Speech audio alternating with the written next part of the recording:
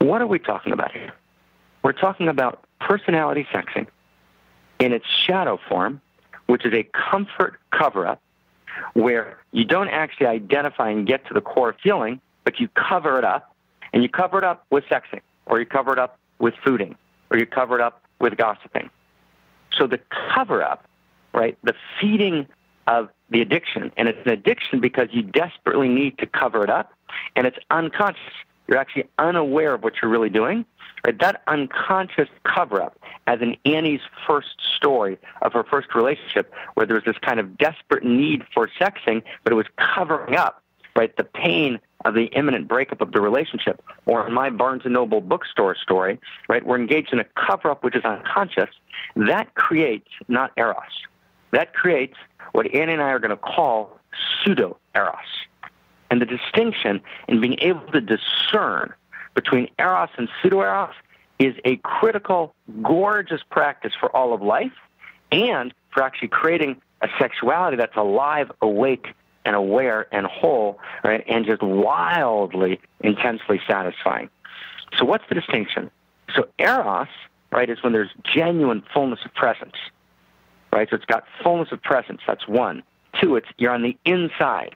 It's interiority. You're on the inside of the moment. Time stands still, right? It's like when you're jogging and you kind of get to the other side, you kind of break through, and you become one with the wind and the pavement and the clothes, but you've stepped inside. That's two.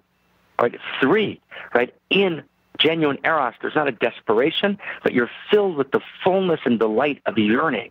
So you're participating in the yearning force of being. Three. And four, you feel connected. There's an interconnectivity. There's a wholeness because you're not just a part, but you're a part that's totally connected to the whole.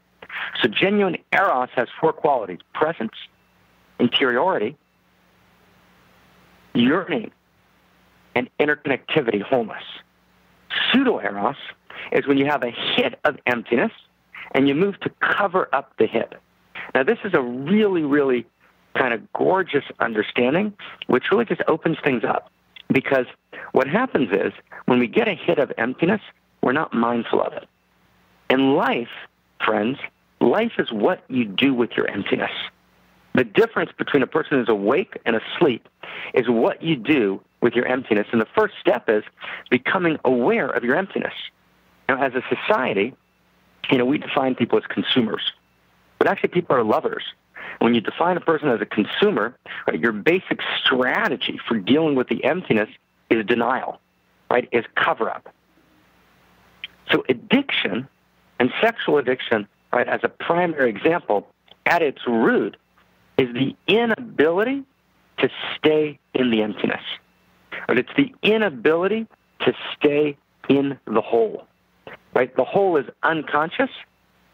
I don't stay in it. I'm afraid to stay in it, so I immediately consume. Right? I consume food. I consume sex. I consume gossip. Right? I consume another form of mass media entertainment, which dumbs me down out of my own natural wisdom. Right? I can't stay in the whole.